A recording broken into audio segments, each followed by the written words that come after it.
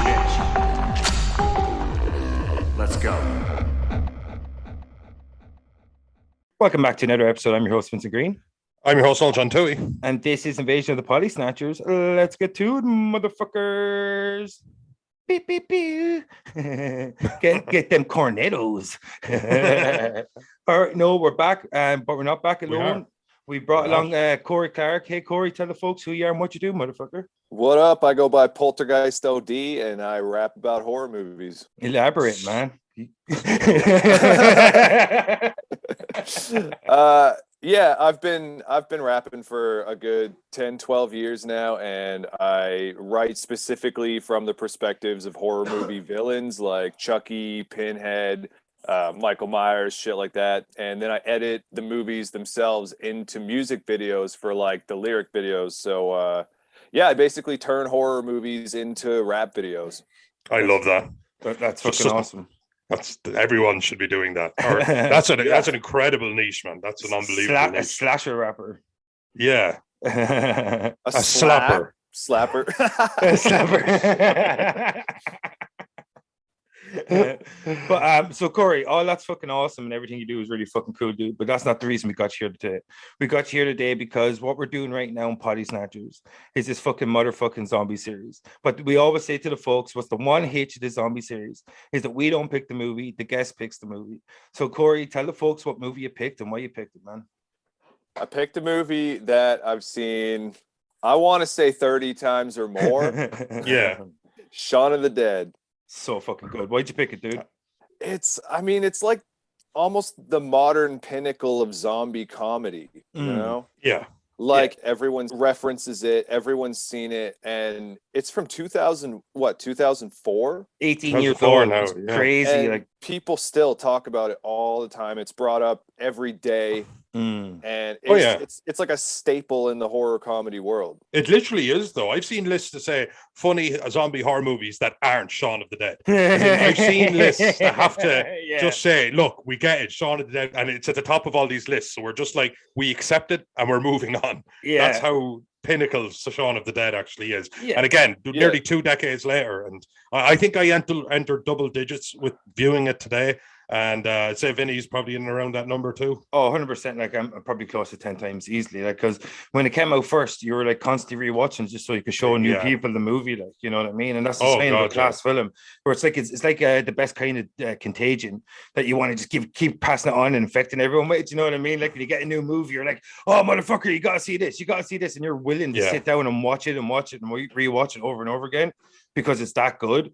And that's what Shaun of the Dead was. And it's so fucking rewatchable. Like, that's why people always have seen it in double digits. If you fall in love with it, you fall head over heels with it, you know? I find even like non-horror fans have seen it a lot too. Yes. Like, even just the average movie viewer has seen it multiple times. It's just that big. It plays on that level though, doesn't it? It's got its violence, and it's even got a couple of really kind of heavy scenes where his mother gets bit and things like that. But at the same time, it's like the most it's a comedy casual, hungover version of a zombie movie ever. Oh God, yeah.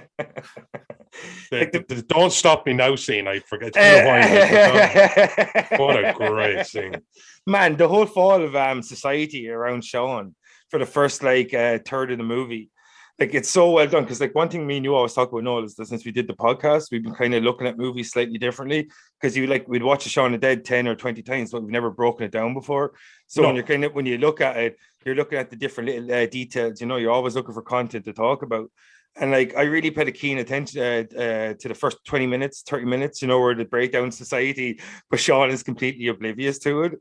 And I just love it. It's like every chance he's about to get the information that he needs to save his life, that somebody cuts him off or something. And then you'd see in the background, like, you know, a guy just dropping dead at a bus stop or some shit. And even when he goes to get the cornetto, you know, all that stuff happening in the background, like them subtly turning into zombies and everything, just in the background. She's so drunk. That was all inspired by Invasion of the Body Snatchers. Was it? Oh, because everyone's so slow to pick up on it, kind of thing. Yeah. Like we just kind of gradual a gradual thing that's happening in the background while the main characters are just oblivious to everything. When he goes to the shop and there's like a blood print on the fridge, like a bloody handprint, he just opens it up and takes the drink and goes. I'm a few pee short. Yeah, I think it was like a great commentary as well, like on how oblivious like our generations, like we're the millennials, and we've only got a lot worse. Yeah, sorry, what was that? I wasn't paying attention. This is pre-smartphones, so you can only imagine how a Shaun of the Dead would play now. Like it would only be worse. Yeah, I think the closest to it is probably like Follow the Dead by our good friend, good friend of the show, Adam Cahill. Like, and that kind of encapsulates the kind of newer generation, early Gen Z, in the same way Shaun the Dead encapsulated the millennials' reaction to a zombie apocalypse.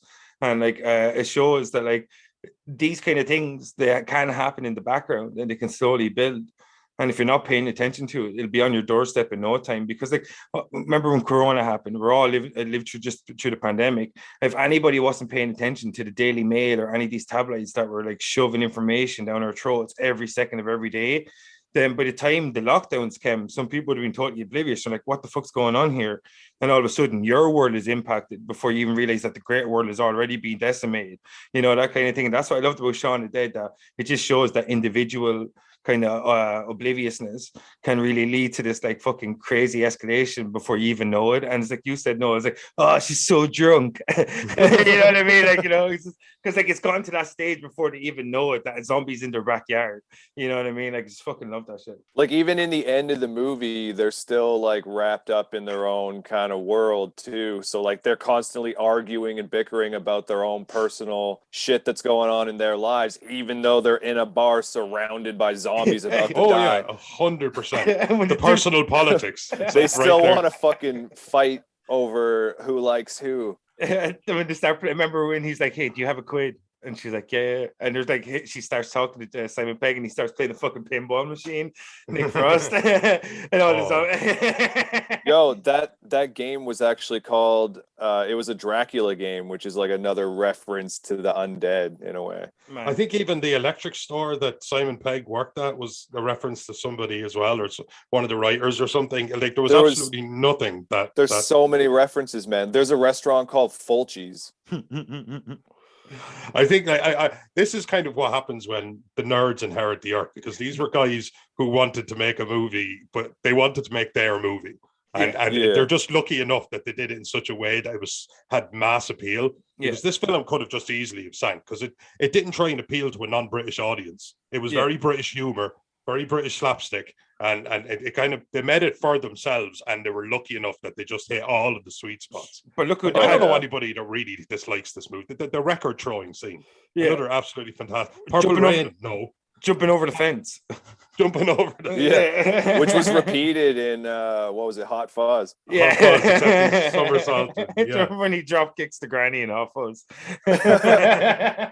What else was there in the Cornetto trilogy? There's Hot Fuzz, the end of the world, or World's End, or something. World's End. That's it. Yeah. All and this was awesome definitely the strongest. All awesome movies, but this one would have to stand on top of them, I think. Oh, of course. Yeah. This was when they were like fresh off of space too, so they were like newcomers in filmmaking. Like Nick Frost had not done much acting before. No. And like I forget the dude's name, the director, somebody Edgar Wright. Yeah, he almost went broke making this movie. Like they're lucky it was such a hit. Yeah, it's because I think there's one thing that they had that a lot of like small movies don't have, is that they actually got so lucky with the talent involved. Because like there's one thing about having a premise, but when you have like how often does one pool of friends have an Edgar Wright, a Simon Pegg, and a Nick Frost in it? You know what I mean? Like Bill Nye was in it too. Like he's a fucking legend. Yeah, exactly. Oh man, Bill Nye's fucking incredible. Like I think he should play Skeletor. You wouldn't even need makeup. Yeah. He's getting there. Dafoe would do Skeletor pretty well. Oh man, he's so good as Goblin. He fucking owned No Way Home. Jesus, that guy plays a sick villain. Yeah, he's so good, man. That face. Why would you want to hide that face underneath a goblin mask? Yeah. You know, right? Yeah, Marvel like redesign the mask. What are you talking about? It's William Dafoe. Look at his face. Give him a hood. And get away with it. Yeah, exactly. Get makeup on it. Yeah, to tone him down a bit. Imagine that.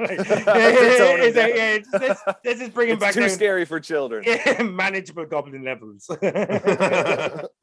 That's why I like about zombie movies sometimes as well. There's not really a bad guy, so you get to like have fun with the group dynamics. Yeah. If they did have a Skeletor or a Goblin or somebody to go up against, that would be like a mission, but survival kind of becomes the mission. And he ends up saying so many times in it, surviving. Surviving. In a zombie movie, everyone becomes the bad guy eventually, right? Yeah, that's kind of it. It's like You survival. you have to make some tough decisions. You become your own enemy, isn't it? Because your own fear, your own paranoia, it's like that will either propel you into doing good things or it will like condone you into doing bad things. And that's what happens. You think The Walking Dead's the best example of that, because it's happened over such a long period of time that really shows you what the decisions characters make in certain moments that, like, you know what I mean, that you would never make in everyday society. But you're literally faced by a horde of the living dead. The thoughts of being torn apart and eaten alive. Like we spoke recently on an episode about 28 Weeks Later, and the decision at the intro that Robert Carlyle has to make. That's such a heavy scene. Such a heavy scene. Yeah, and it just shows you the kind of moments that these kind of characters have to live through in that kind of world.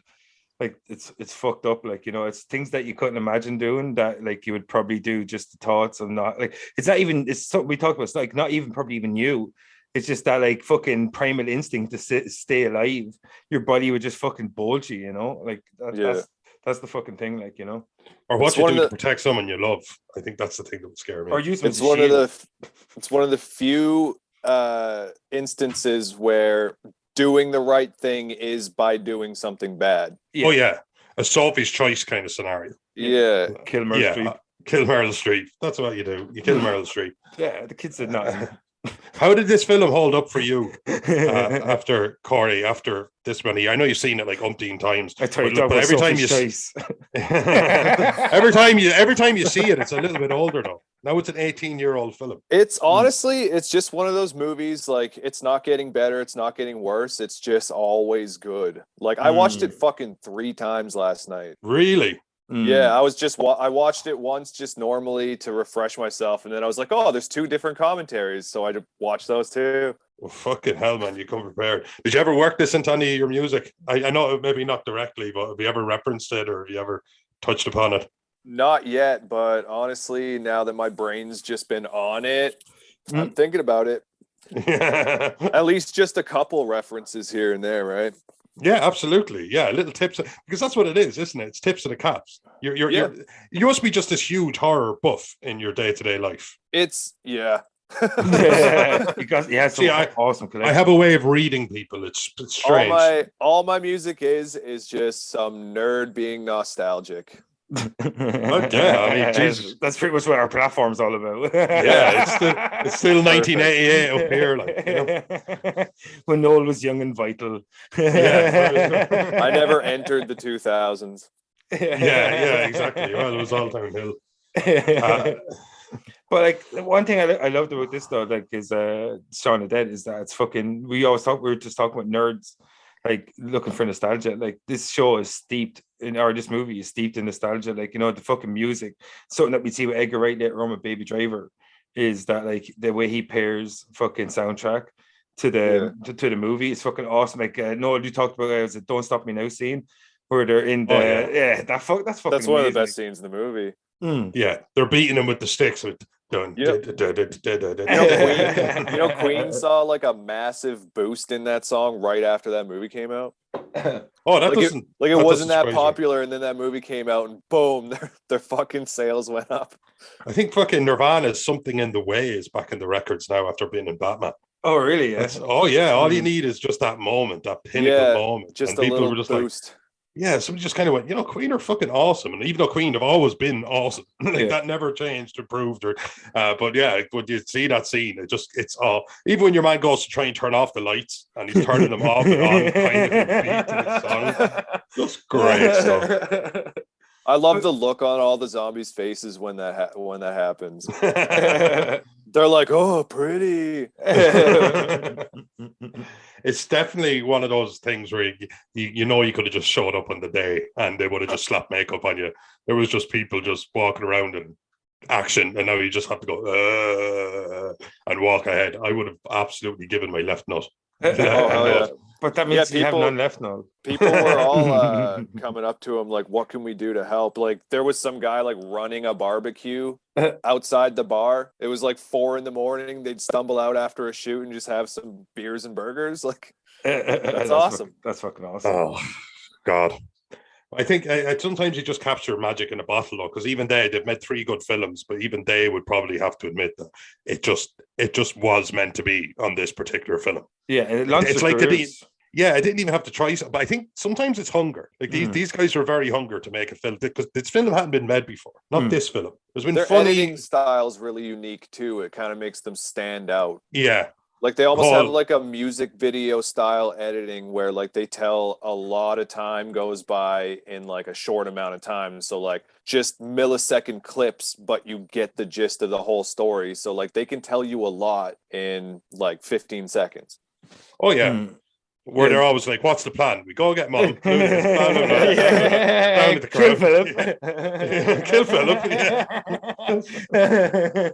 Oh, dude, when they're on the phone and Nick Frost screams, "We're coming to get you, Barbara!" That's fucking hilarious to me. I laugh every time. I never spotted that before, and I feel terrible till I spotted today. We're coming to get you, Barbara, and I was like, "No, I'm supposed to know this shit." Like, it's so corny, but it just works. Man, the fucking the heart-to-heart Philip has with Shaun before he dies. Do you remember that when he's like, "I know you're not my son-in-law," but and he's just like, and he just like fucking breaks him down totally, and just Shaun's like eyes are fucking like he's bawling his fucking eyes out, and then he just dies. Yeah, like they build him up to be a monster. He turns out to actually be a nice guy, and then literally turns into a monster. Yeah, actually, that's exactly that's fucking brilliant. Yeah. But I love the way like Shaun's still like, against him, and then you find out that his mother's been married to him for 17 years. He's so fucking bitter, like. I don't know. I thought this was a really excellent choice. I think I'd left it long enough to really be fully able to enjoy it again. I always think that's the trick with these, because I went back in and there was jokes I'd forgotten, and I was like, God, that's just. There's a bunch of references I got this time around. Can you give us an example? Like the restaurant being called Fulci's. Like I thought that was awesome. The Dracula game I never noticed. Like I always knew that scene happened where he like turns on the machine and it fucking alarms all the zombies, but I never realized what it was called until last night. I was like, oh fuck, it's a Dracula game. Just another reference that I just fucking, you're still picking up on it however many years later. I think it probably decided if this is the only time we ever get to do something like this, we're going to leave absolutely everything on the field. Like if it doesn't work out for us and it's not meant to be, we will not go to our grave saying we didn't try. Because this was just, it felt like a film that was made by the geeks and the nerds who love horror for them, and a lot of films are these days, I feel, but this one, it just probably right time too. Yeah, I think so too, and I think it was ready for a bit of a kind of cultural shift. And funny horror works. I think a lot of people don't realize that, but you can go really, really funny inside of the concept of horror. Because the horror faces with a lot of the ridiculous kind of choices and dilemmas we can find ourselves in, and this one just had like the most unremarkable people in the most remarkable circumstances. Like he was just trying to bring his girlfriend out for a fancy fish dinner that he forgot about. Like, that's the story. You just put zombies in it. That's all they did. It's so mundane, but there's so many scenes that are actually like gory, scary, and like heavy. Yeah. Like when they have to shoot his mom, that's a real heavy ass scene. Simon Pegg said in the commentary he had to go into the other room and like cry by himself for a while because he just got so emotional doing that. That's it. And that one, that's what I mean. You leave it on the field. You're having fun and stuff like that. But then it was a big boy time. You know, he actually wanted something that was real and had, you know, because this is supposed to be an end of the world event, or at least the end of England, or whatever the case may have been. But it did have that, and it had the death of Philip. And to a lesser degree, there was not much said when Dermot Morgan's character, David, Dylan Moran. And Dave just kind of gets dragged out the window. Oh, dude. Do you guys think that was a reference to Dead Alive, or am I just like making that up? Is it the choke on it kind of thing? Like when they rip him apart and eat his guts out and shit in that horde, when they pull him through the window? Do you think that's a reference to that scene in Dead Alive? Oh, I think everything's a reference. No, was that your phone? No, was that your phone? No. You fucking amateur. This fucking guy can't put his phone on silent. Talking about. Only clearly Poltergeist. Boo. That's my next beat. That's my Shaun of the Dead beat. Is that what would you do that if you were to deconstruct, let's just say Shaun of the Dead for the sake of an argument? Would you take some of the actual sounds from the movie? Or can you, I suppose? My producer Squib usually takes care of all. I just like let him have artistic freedom on the beat. So like he'll send me a beat and either it'll have a quote from the movie or not. So like the Leatherface one, he threw a quote in there. I got a Killer Clowns from Outer Space one coming up with two quotes in it.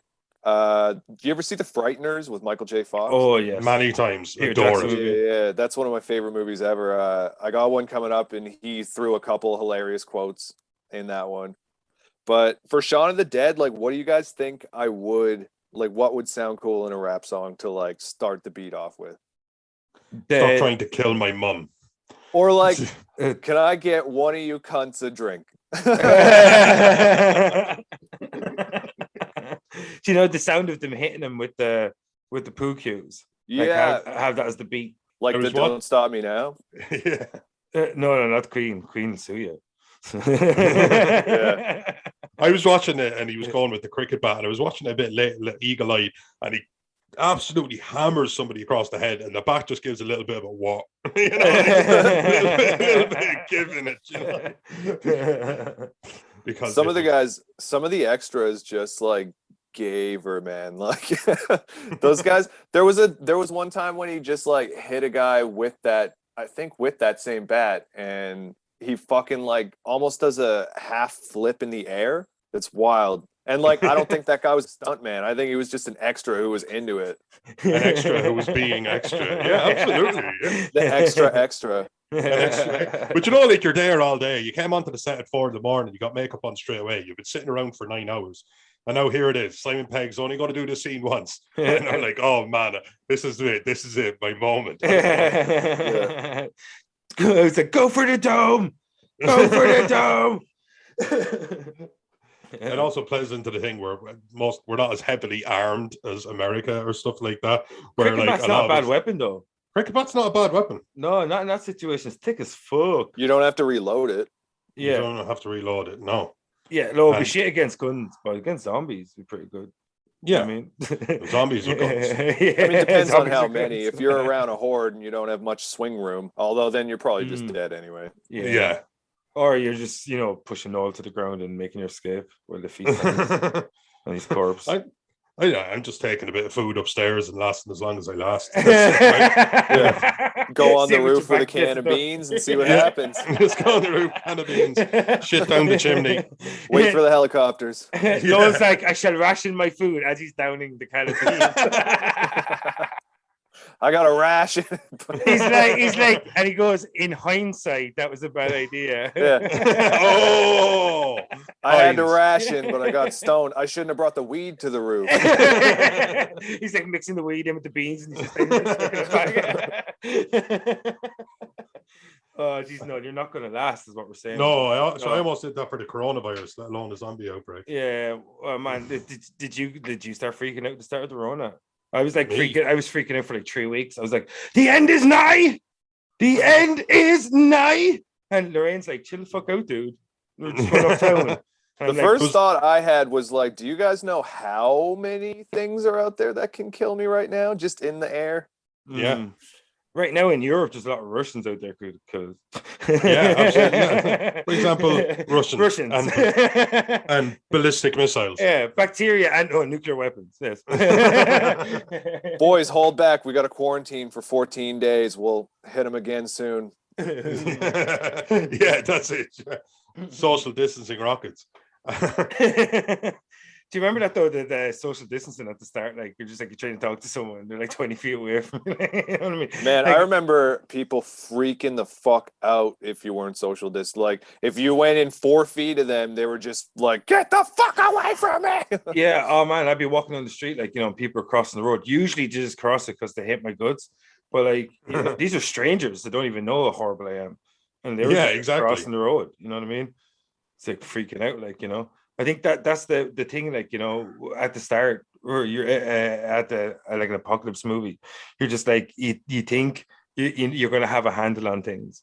You know what I mean? When the shit goes down, you think you're going to have a handle on things, and then you buy toilet paper. Yeah, lots and lots of toilet paper. Yeah. And you're just like drop kicking a granny. You're just like, it's my German. It's mine, you bitch. Yeah. What do you need it for? You're shitting dust. Guns and shit untouched, but the disinfectants are just completely fucking gone. It was strange. Yeah. Yeah, well, you need a license to get a gun, but you can just like spray disinfectant in people's faces. No, man, I would just get like loads of aerosol cans and lighters. Like, you know what I mean? Flamethrower. Yeah. Solid. I'm sure it's the same there as Canada, but alcohol sales fucking skyrocketed. Fuck yeah. Yeah, like you're everybody. welcome. Yeah, I got to be home with these fucking kids. Yeah, right. Yeah, absolutely. Oh god. And they were they were leaving home drinking out of control. Oh man, remember they were leaving off licenses open because they were like fucking what you call it? They were leaving off licenses open because they're afraid that like alcoholics, if they might die, if they didn't drink enough, they were going to die. That was fucking insane. Like it just shows they kept the liquor stores open to keep people alive. I think it shows you where our priorities are at. People might get the actual DTs, like. Yeah, it's why, like, you know, Shaun the Dead, like, they go down to the pub straight away. It's in our culture, dude. I thought that the whole idea of actually wanting to hold up inside of a pub was something I could relate to.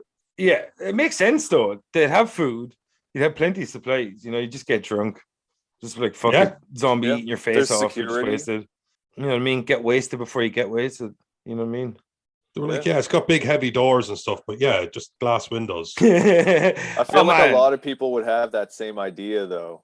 Yeah, that's the thing. Just getting the fuck out of civilization would be number one for me. Like, gather some supplies and go out in the bush somewhere and just fucking wait.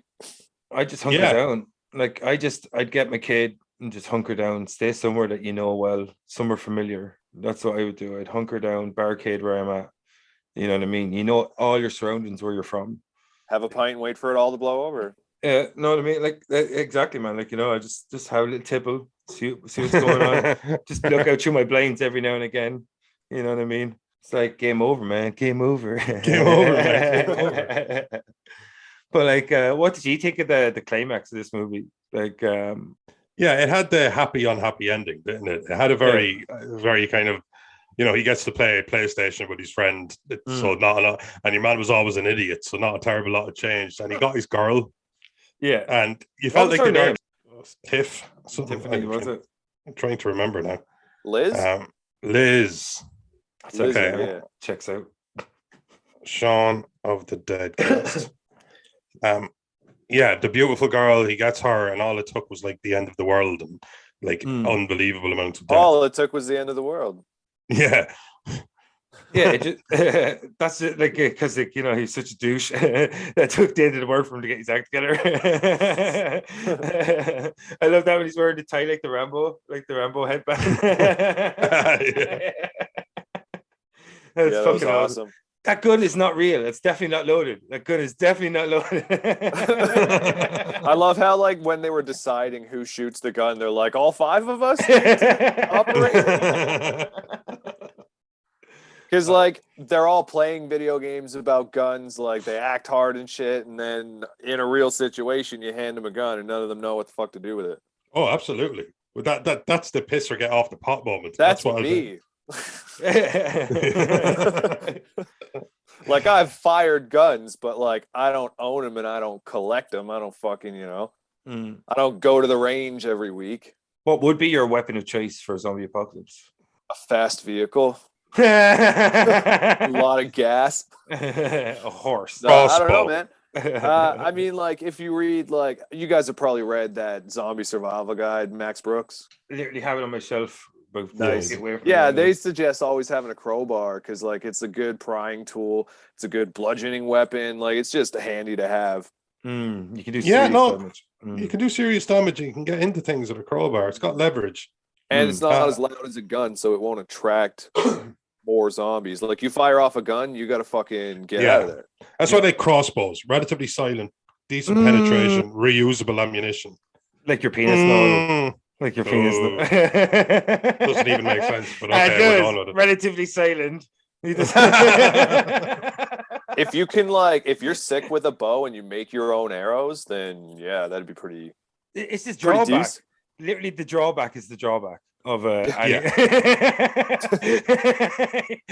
know what I mean? Like the extras, and the drawback. Yeah. I think for a bow and arrow would be better than a crossbow. I think as long as you're decent with it, it's just I think like if you're like Legolas, then you're fine. Yeah. It only counts as one. And he kills every one of them with that. Yeah, exactly. It's like the Deadpool thing. I've only got 3 bullets left, so some of you'll have to share. Oh man, one thing that used to always bug the shit on me in The Walking Dead is that they never wore gloves. You know what I mean? Like it's like the first thing, and like masks. Yeah, like you know what I mean. Like straight away, you would be like, okay, face mask and gloves and weapons. I'd have one of those fucking big see-through face shields that people go around with. They look like fucking welders. Look like fucking idiots. Yeah. But yeah, I mean, like in a zombie apocalypse, like I wouldn't want to get that shit on me, man. I'd be in like full hazmat suit with a weapon. Yeah, absolutely. Yeah, full hazmat all of the way. None of them ever get any blood in their mouth in The Walking Dead. It's ridiculous. I was like, come on, y'all. I think The Walking Dead, they're all infected. Everyone's infected. What? Yeah, you die and you become a thingy. What? So everyone's infected. What? Yeah. What? Spoilers, Noel. What? You guys got to have like a glass shattering sound effect right there. Yeah, actually, that's it. Stone Cold music coming on. You didn't know? Boom. There's like guns going off, fireworks. Let me ask you this, Corey, because I can see that we're kind of running a long time. Where can the people find you? What have you got coming up? What should people do if they wanted to interact with you? I'm on Instagram, Twitter, and the Slasher app. Slasher is like the social media for horror fans specifically. If you guys aren't on it, join it. It's awesome. You can find me on all those platforms at Poltergeist_OD. You can find me in stores like Spotify, Amazon, Google Play, anywhere you can stream and buy music, just Poltergeist space OD. The OD stands for Obscene Division, which was a horrorcore group that I started in. Oh, like CM Punk. Oh. Yeah. So like I'm like CM Punk, yeah. Yeah. I bet you beat him in a fight though. Do I get a gun? No, man. You don't need one. It's CM Punk. He won't be able to beat you if it's not in the storyline, dude. They didn't write it that way. All right, motherfuckers. Fucking awesome having you here, man. We're gonna let you get out here. So Noel, that was another fucking episode, man. Shaun the Dead. Awesome movie, like legendary this stage. Everybody go check it out if you haven't seen it. Like seriously, what are you doing with your life? Yeah, if you haven't seen Shaun of the Dead by now, I don't know where the fuck you've been. Yeah, exactly. Under a rock, not watching good movies. Yeah. As in, sweetie, give your phone back to your mother. You're clearly under 5 years of age, and you shouldn't be listening to this. Also, if you watch Shaun of the Dead, put your phone down and watch the movie, because so much shit happens in the background. Like you can get through that movie just watching the background. Yeah, it's fucking awesome. So it's an incredible movie, incredible choice. All right, thanks for being here, Corey.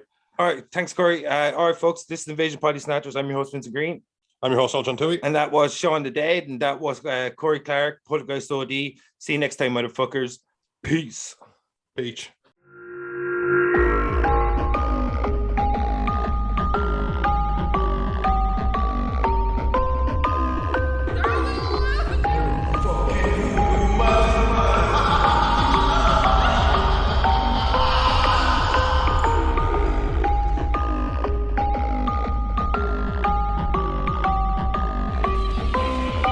Some candy.